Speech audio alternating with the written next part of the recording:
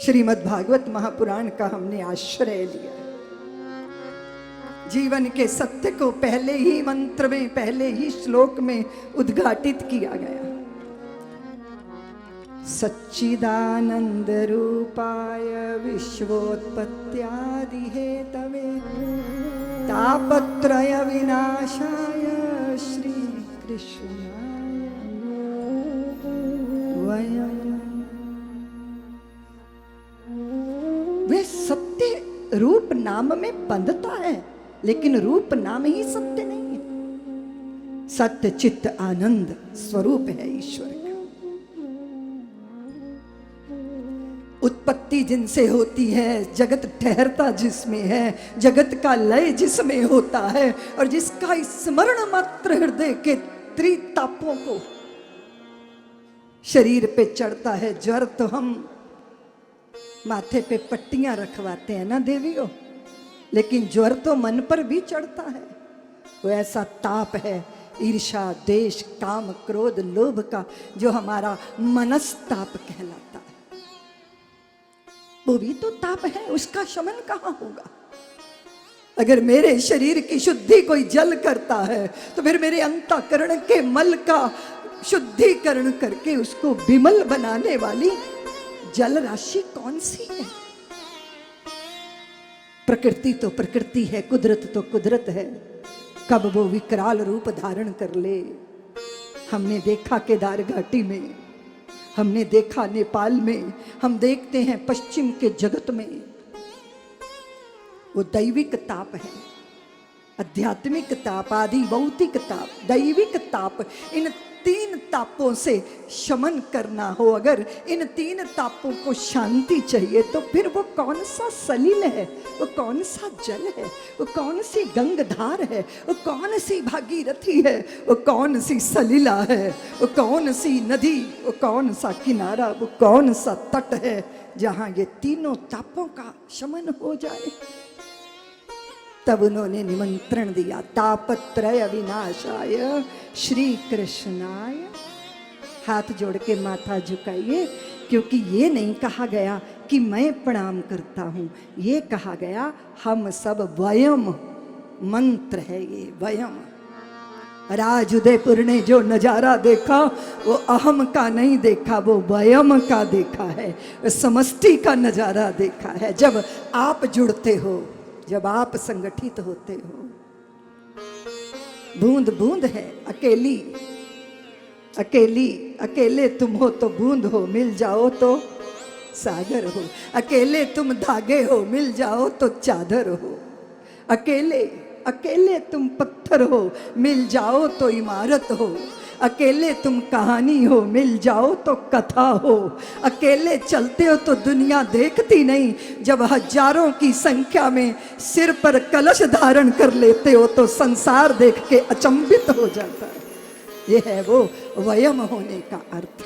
इकट्ठे, एकत्रित आनंद होता है। माँ पिता को उनका जन्मदिन है, तुम गई, बड़ी बहू गई, छोटी भी गई, मंझली भी गई, बार बार जाके प्रणाम तो सब कराए। माँ पिता प्रसन्न हैं, लेकिन इतने प्रसन्न नहीं। प्रसन्नता तब होती है जब सब मिलकर आते हैं और माँ पिता के चरणों में बैठते हैं। माँ पिता को बहुत प्रसन्नता होती। अभी वो बड़ी प्रणाम कर गई, मंझली आई तो वो पति का कुर्ता खींच रही है कि वो आ जाएगी कल मुही छोटी, मुझे उसका मुंह नहीं देखना, जल्दी से सरक चलो। खुशी मिलती है, लेकिन माँ पिता को खुशी तब मिलती है जब सारे संतानें घेर के माँ पिता को बैठते हैं। श्रीमद् भागवत महापुराण का यही रस है, यही स्वाद है कि भगवान की सारी संतानें मंडप में आके विराजमान हो गई हैं। कैसी अद्भुत अनुभूति उस जगन्यंता को होती। समग्र मिलकर हम सब, बस भारत जब यह समझ जाएगा कि हम सब, तब धन्य होंगे हम।